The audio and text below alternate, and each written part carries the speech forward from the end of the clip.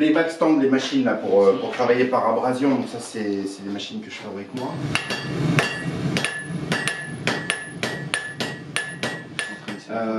Les forges à gaz aussi, et les étaux aussi pour travailler, c'est des choses que je fabrique moi aussi.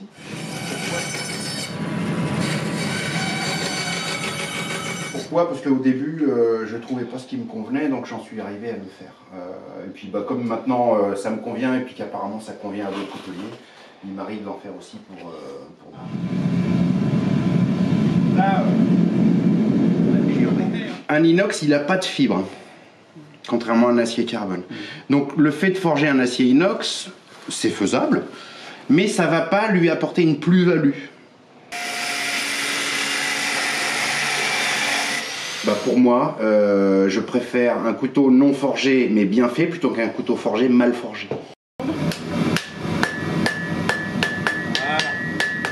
Forgé n'est pas synonyme de qualité. Parce que si c'est mal forgé, bon, on aura fait de la daube. Alors bonjour, moi c'est Paolo Simoes, coutelier forgeron depuis 28 ans. Je suis venu à la coutellerie ayant un papa maréchal ferrant et qui a fait partie des forces spéciales aussi portugaises, 3 ans de guerre en Angola. Donc baigné dans les armes, baigné dans la forge, le travail du métal, certain esprit autour de l'outil et de l'arme, mais surtout l'outil. Les premiers couteaux à l'âge de 5 ans, les premiers arcs, premières flèches, cabane dans les arbres. Et du coup, de l'envie d'en avoir toujours plus, on passe à se poser la question de comment c'est fait, on s'y intéresse. Mon père était maréchal ferrant, donc la forge, ça coulait de source, je tombais dans la marmite. Et puis, de fil en aiguille, on fait ça pour découvrir, ensuite pour le plaisir, ensuite pour faire plaisir à d'autres personnes, des amis, des connaissances. Et puis on commence après à avoir des sollicitations pour quelques-uns pour en vendre. Et au bout de quelques années, on se retrouve à en avoir fait un métier passion. Et donc là, j'en fais de façon professionnelle depuis 28 ans, mais ça, c'est un amour qui dure depuis plus longtemps que ça. Et j'ai encore plaisir tous les jours à aller à l'atelier. Donc voilà un petit peu l'histoire de Paolo et des couteaux. Maintenant, tu peux le peaufiner un peu au backstand si tu veux, mais là, l'idée c'est d'avoir voilà, une représentation matérielle en main de ce que tu vas faire. Là tu as du vrai, du réel dans la main. C'est pas un bout de papier. Parce que tu as de l'épaisseur, tu as des volumes, c'est ça, c'est les volumes. Comment je conçois le couteau? Je le conçois d'abord comme un outil, donc par sa fonctionnalité. Après, s'il peut être beau, évidemment, on va se charger de le faire beau, mais on fera toujours primer la fonctionnalité et le confort par rapport à l'esthétique. L'un n'empêche pas l'autre et on essaye toujours d'avoir les deux. Mais c'est vraiment l'outil, outil ou arme, parce qu'il ne faut pas se mentir, des fois on fait aussi des armes plus que des outils, mais on essaye de pallier cette passion, l'esthétique, la fonctionnalité, la sécurité à l'usage, avec des beaux matériaux, essentiellement. Il y a le couteau forgé et non forgé, en sachant que forgé ou non forgé, ça peut être des très bons couteaux. Le tout, c'est de respecter les processus de fabrication. Et comme je le dis souvent, il vaut mieux un couteau non forgé bien fait qu'un couteau forgé mal forgé.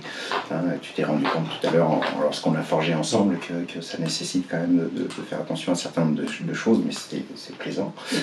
J'espère qu'il y a pris plaisir. C'est sûr. Donc les étapes, ça passe de l'élaboration du couteau dans sa forme, selon un cahier des charges, une nécessité, ou alors tout simplement une envie, parce que j'ai envie de faire un couteau avec cette esthétique-là.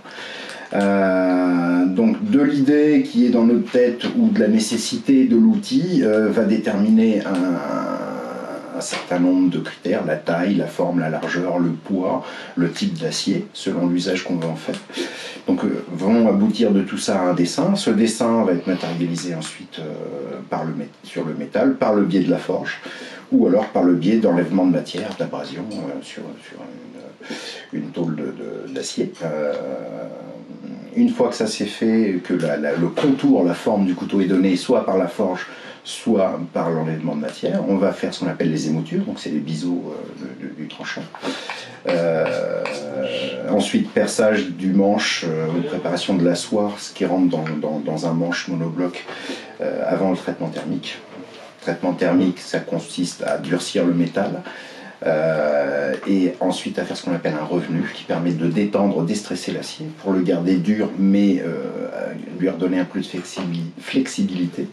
Et une fois que ça c'est fait, on va faire tout ce qui est le travail de montage du manche, finition, l'étui. Et une fois que tout ça est fait, en dernier, on va faire l'affûtage. Voilà. On évite d'affûter un couteau avant qu'il soit fini, parce que c'est le meilleur moyen de se couper pendant qu'on le finit.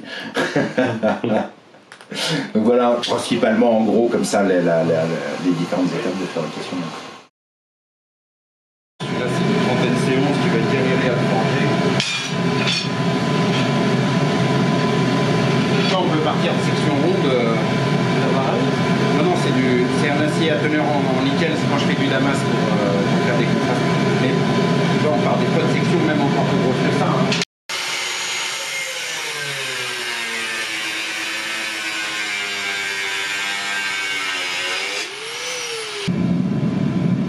Là, je peux compter, hein. C'est inutile.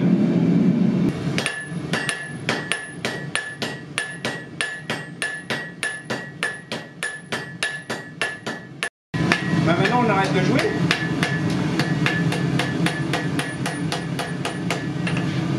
On fait une vraie forme de lame.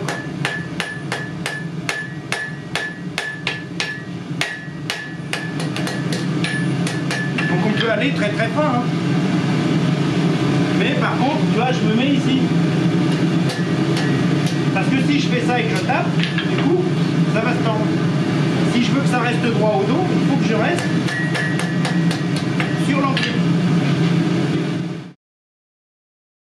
Ah bah, c'est une activité qui est passionnante, salissante, hein, il suffit de me regarder là après une journée de travail, mais tellement enrichissante et passionnante, voir modifier le métal sous les coups de marteau, c'est génial.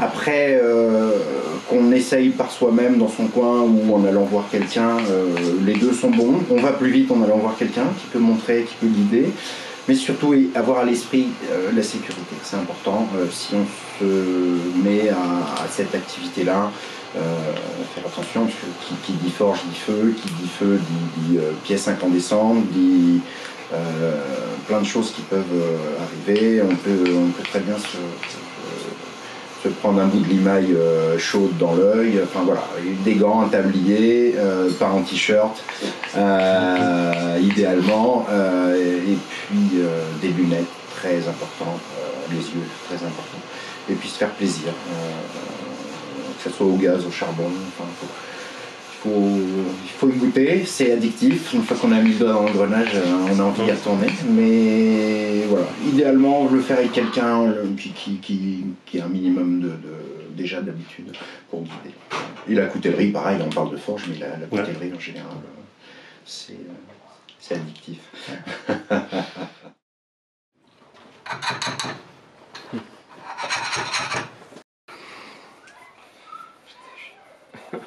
Usage à tout. Oh oui. Moi je l'achète en bidon de 5 litres et je le mets dans les pistolets là. Ah, tu utilises pour graissage? J'utilise pour percer, pour graisser, pour nettoyer. Je suis un gros consommateur de WD-40. Et où est-ce qu'on peut te retrouver du coup? Alors on peut me retrouver sur mon site simoespaulo.com, sur Facebook à Simoes Knives ou Simoes Paulo. Pour ceux qui sont dans le passage en Bretagne, Finistère Sud, à l'entrée de la presqu'île de Crozon, ils sont les bienvenus. Et puis sinon, mail, téléphone, qui sont sur mon site. Et puis sur les salons. Donc en général, je fais le salon de Nontron, le salon de Thiers de temps en temps, en Normandie, Paris. L'étranger, Espagne, Portugal, et puis occasionnellement même d'autres pays. Mais la liste change d'une année à l'autre. Le mieux c'est de m'appeler et ça sera avec plaisir quand on pourra discuter ou mettre au point une rencontre. Ce sera avec grand plaisir. Ok, bah encore merci à toi. Merci à toi.